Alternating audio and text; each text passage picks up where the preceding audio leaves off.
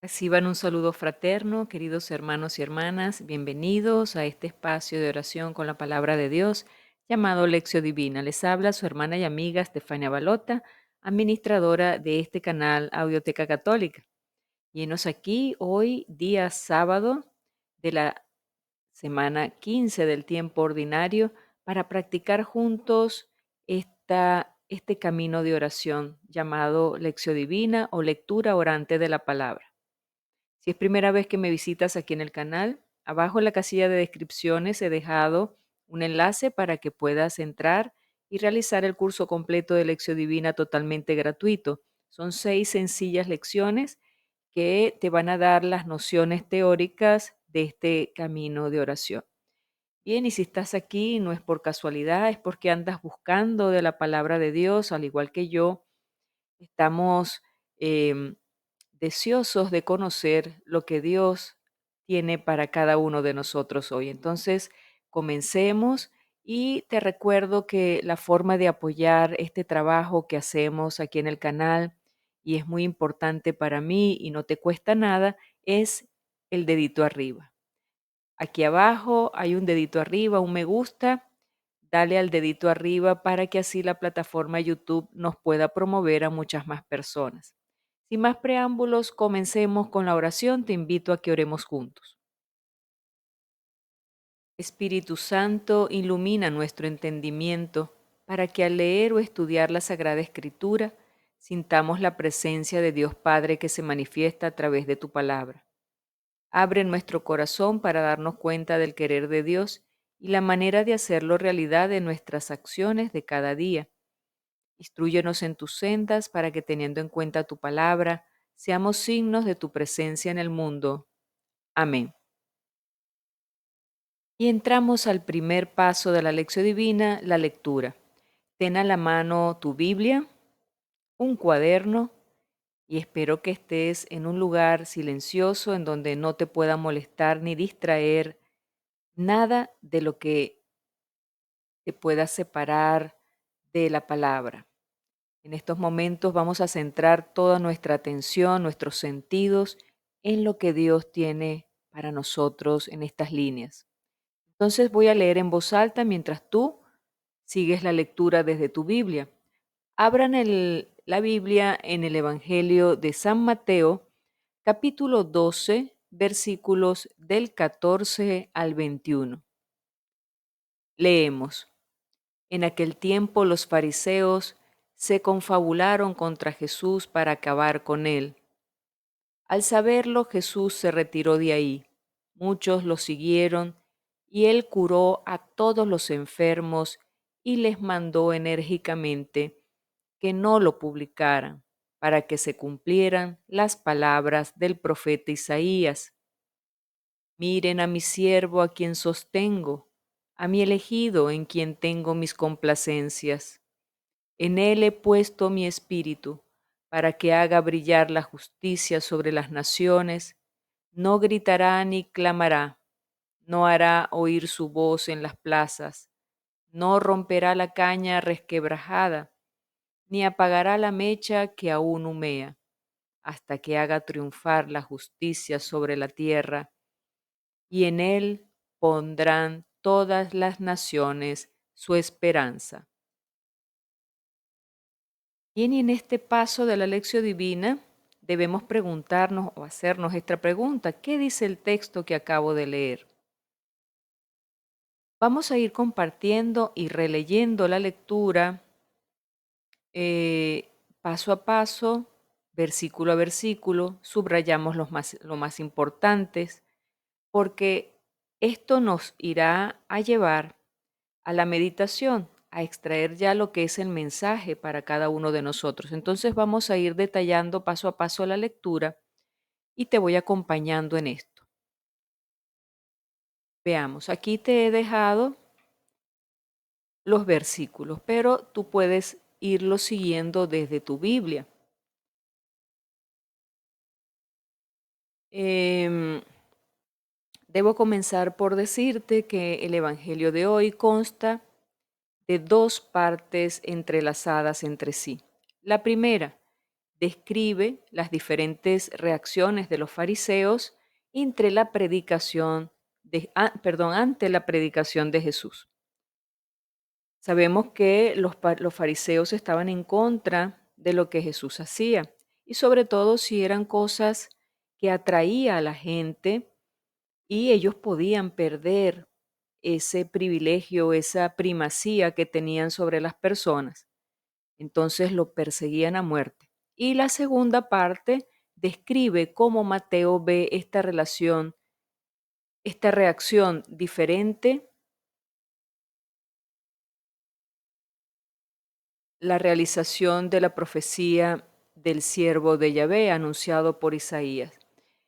En este trozo, Mateo observa que en esta reacción de los fariseos está esa realización de la profecía de Isaías, por eso la nombra ahí en el pasaje bíblico. Entonces, vayamos al versículo 14. Vemos la reacción de los fariseos. Ellos deciden matar a Jesús. Este versículo es conclusión del episodio anterior en el que Jesús desafía la malicia de los fariseos curando al hombre que tenía la mano atrofiada. Eso lo vemos en el capítulo 12 de Mateo, versículos 9 al 14. Si echamos un poquito más atrás, podemos revisar eh, este, este, este relato que está anterior al que estamos revisando hoy. La reacción de los fariseos fue esta: salieron y se confabularon contra Jesús para matarle. Llegó así la ruptura entre Jesús y las autoridades religiosas. En Marcos, este episodio es mucho más explícito y provocador.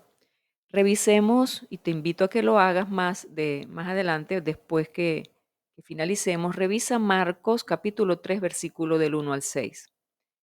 Ahí podrás ver la diferencia, ¿no? Que Marcos le hace más énfasis. Dice que la decisión de matar a Jesús no era solo de los fariseos, sino también de los herodianos. Altar y trono se unieron contra Jesús. Versículos 15 y 16 de este capítulo 12 de Mateo nos dice la reacción de la gente. ¿Y qué hace la gente? Seguir a Jesús. Cuando supo de la decisión de los fariseos, Jesús se fue de ese lugar. Pero la gente, ¿qué hizo? La gente lo siguió, aun sabiendo que las autoridades religiosas decidieron matar a Jesús. La gente no se aleja de él y le sigue. Le siguieron muchos y curó a todos. Y les mandó enérgicamente que no le descubrieran. La gente sabe discernir. Jesús pide para que no divulguen demasiado lo que está haciendo. Contraste grande. Por un lado, el conflicto de la vida y muerte entre Jesús y las autoridades religiosas, y por otro lado, el movimiento de la gente que está deseosa de encontrarse con Jesús.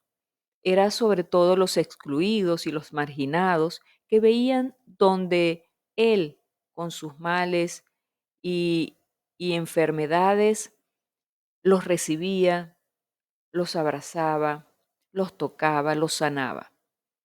Los que no eran acogidos en la convivencia social de la sociedad y de la religión eran acogidos por Jesús. Versículo 17, la preocupación de Mateo. Nos dice: Jesús es nuestro Mesías. Esta reacción diferente de parte de los fariseos y de la gente lleva a Mateo a ver en esto una realización de la profecía del siervo de Yahvé. Esa es la profecía de Isaías. Por un lado, el siervo era perseguido por todas las autoridades, hasta el punto de ser escupido en el rostro, pero no todavía el rostro, pero no volvía, perdón, el siervo no volvía el rostro atrás, sin avergonzarse, puso su rostro como pedernal. Les invito a que revisen el pasaje de Isaías, capítulo 50, versículos del 5 al 7. Ahí encontrarán ese, ese pasaje del siervo de Yahvé. Por otro lado, el siervo era buscado y esperado por la gente. Las multitudes de las islas distantes esperaban su enseñanza. Isaías 42, versículo 4. Era exactamente esto lo que estaba aconteciendo con Jesús. Por tanto, Mateo resalta esta señal. Versículos 18 hasta el 21, y es ya la parte final de este relato bíblico, nos encontramos que Jesús realiza esta profecía del siervo. Mateo trae por entero el primer cántico del siervo. Lee el texto bien despacio, pensando en Jesús y en los pobres excluidos de hoy. Y dice el texto: He aquí mi siervo, a quien elegí, mi amado en quien mi alma se complace.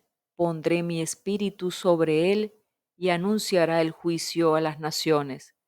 No disputará ni gritará, ni oirá a nadie en las plazas su voz. La caña cascada no la quebrará, ni apagará la mecha humeante hasta que lleve a la victoria el juicio. En su nombre pondrán las naciones su esperanza. Qué belleza de relato, qué belleza de escrito nos ha regalado hoy San Mateo de boca del profeta Isaías. Sigamos adelante. Segundo paso de la lección divina, la meditación. ¿Qué me dice a mí el texto? Es momento de traer este texto y su contenido, su significado a mi vida y revisarlo con la lupa de esa voz de Dios que nos está hablando al corazón. Entonces, vamos a descubrir qué mensaje nos tiene Dios para nosotros. Y aquí tienes estos tres aspectos que he querido compartir contigo que me han parecido interesantes para mi meditación personal. Voy a ir explicándote o profundizando en cada uno de ellos según lo que me dice a mí este trozo, ¿sí? Entonces, veamos el primero. Se confabularon contra Jesús para acabar con él. Veamos, el propósito de los fariseos, de los escribas, de los letrados, por supuesto, era acabar con él, como dice allí, ¿no?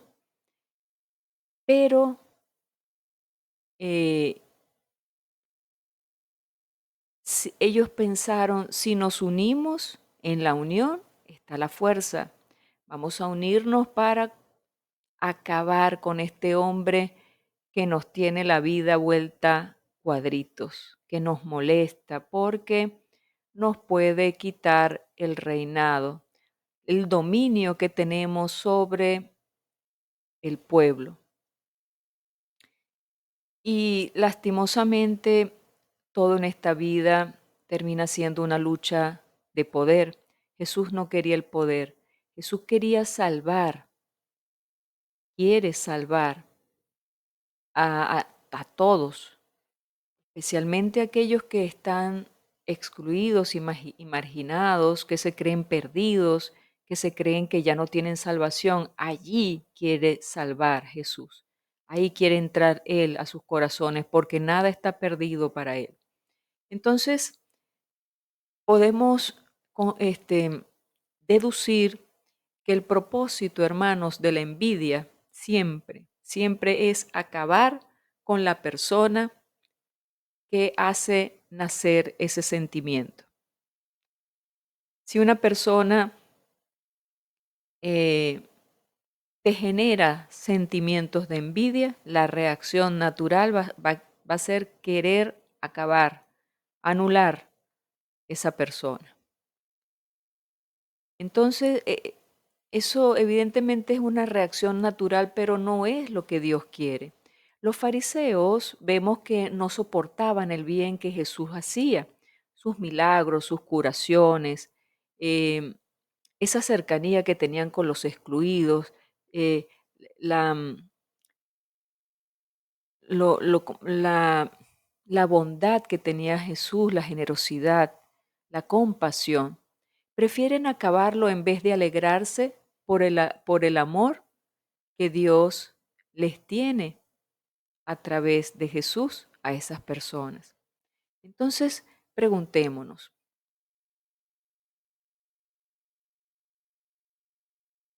si me pongo en el lugar de Jesús y veo la reacción de esos fariseos, ¿me he sentido alguna vez atacada por esos sentimientos de envidia por algunas personas que me ven que trato de seguir a Jesús y hacer el bien? ¿Cómo he reaccionado ante esos sentimientos de envidia? Y viéndolo desde el otro lado, desde el lado de los fariseos, porque a veces podemos pecar guardando esos sentimientos fariseicos dentro de nosotros, como es la envidia. Cuando he sentido envidia por otra persona, por el bien que hace esa otra persona, ¿cómo la he sabido manejar o le he dado rienda suelta y eso ha generado divisiones? ¿Tengo suficiente autoestima para estar contento, contenta con lo que tengo?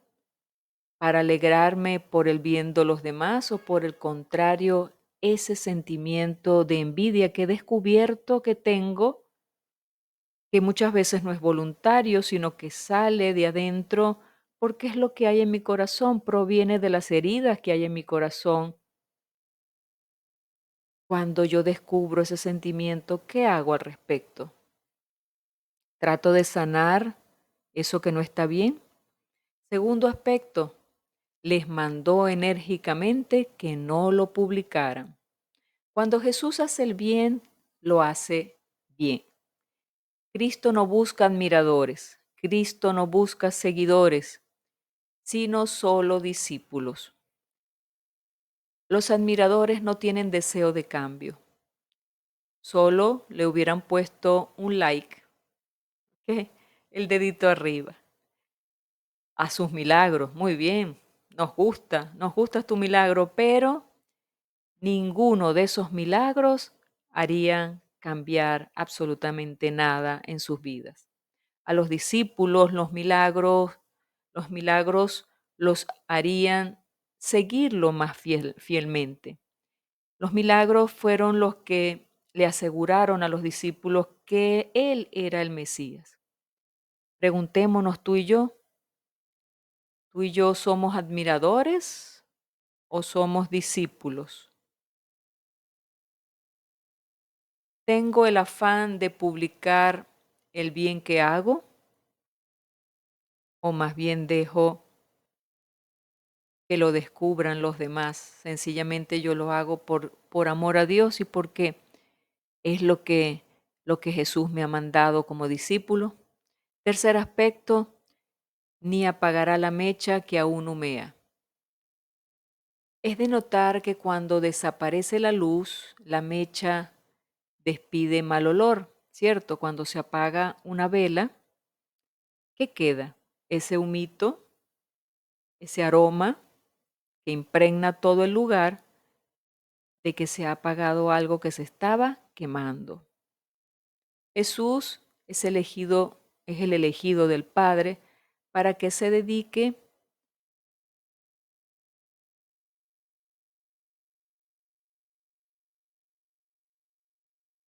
eh, voy a retomar la idea. Jesús es el elegido del Padre que se dedica a complacerlo. Jesús en todo momento buscaba la voluntad de Dios, complacer al Padre. ¿Por qué? porque Jesús está lleno del Espíritu Santo, lleno del Espíritu Santo. El Espíritu es quien lo hace amar de la manera como Él hace, como lo hace. Jesús, que tiene paciencia hasta el final con todos, es el Espíritu que le da esa fuerza, lo llena de esa paciencia, de esas virtudes. Hay bosques, queridos hermanos, que se han encendido con una sola chispa. Una sola chispa puede encender e incendiar un bosque. Preguntémonos, ¿tengo yo la misma paciencia con aquella persona que me ha fallado? ¿Confío en que el amor es más fuerte que las exigencias y los reclamos? Nos dice Santa Teresa de Jesús, la paciencia todo lo alcanza, pero la paciencia es una virtud. Le pido al Espíritu Santo esa virtud de la paciencia, que me llene ese Espíritu Santo de esa paciencia que necesito para los que están a mi alrededor. Oremos, hermanos. Tercer paso de la lección divina, la oración. ¿Qué me hace decir el texto? Te invito a orar conmigo en este momento y luego tú puedas hacer tu propia oración personal. Cierra tus ojos y oramos. Padre bueno, concédeme un corazón sano, donde no quepa ningún tipo de envidia por el bien que realizan mis hermanos. Yo quiero ser un verdadero discípulo y no solamente un admirador de Jesús. Gracias por elegirme y darme tu espíritu, que yo también viva para complacerte. Te lo pido en nombre de Cristo Jesús. Amén. Cuarto paso de la lección divina, y ya es la parte final. Llegamos al momento del compromiso o del propósito, que me lleva a la práctica, me lleva a la acción, me lleva a cambiar, a ver lo que está mal en mí y a corregirlo. Entonces preguntémonos, ¿a qué me está invitando Jesús con este Evangelio de hoy? ¿Cómo he escuchado que Jesús está hablando en las cosas que no están muy bien en mi vida? ¿Has detallado algo en esa meditación que te ha tocado a ti específicamente? ¿Qué es lo que te ha dicho el Señor? Te invito a que lo compartas aquí abajo en la casilla de descripciones. Y pues en forma personal hagamos el propósito y le digamos al Señor, Señor, yo quiero hoy hacer el propósito de mejorar esto, de mejorar lo que tú me has hecho ver en esta lectura de hoy. Dame tu gracia, Señor, para poderlo lograr. Dame tu gracia, Señor, para poder acabar con éxito esta obra que tú has comenzado en mí. Eso es importantísimo porque nada podemos solos, hermanos y hermanas. Solos nada podemos. Necesitamos la gracia. Fijémonos esa partecita donde decía Jesús hacía el bien.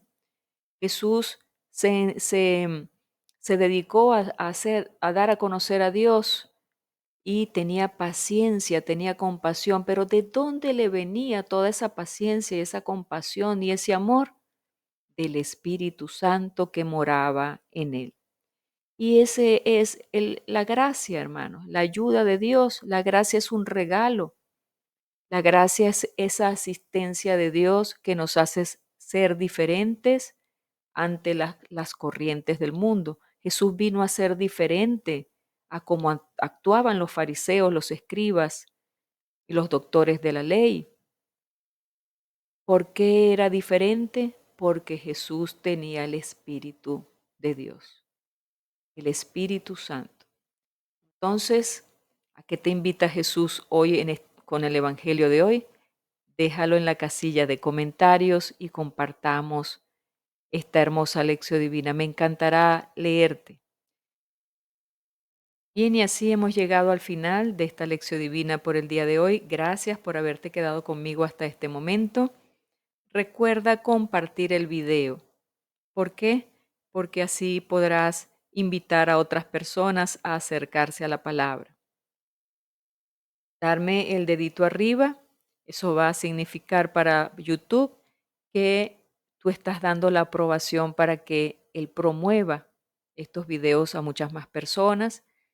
Suscríbete al canal y activa la campanita de notificaciones. Y hoy sábado le pedimos el auxilio a nuestra Madre para que nos cuide. Le decimos, bajo tu amparo nos acogemos, Santa Madre de Dios, cuida de nosotros. Amén. Te digo hasta el lunes, si así Dios lo permite, que tengas un excelente fin de semana. Mañana es domingo, asistamos a nuestras misas dominicales y oremos mucho al Señor por nuestra conversión y por la de todos los pecadores. Bye bye, Dios te bendiga.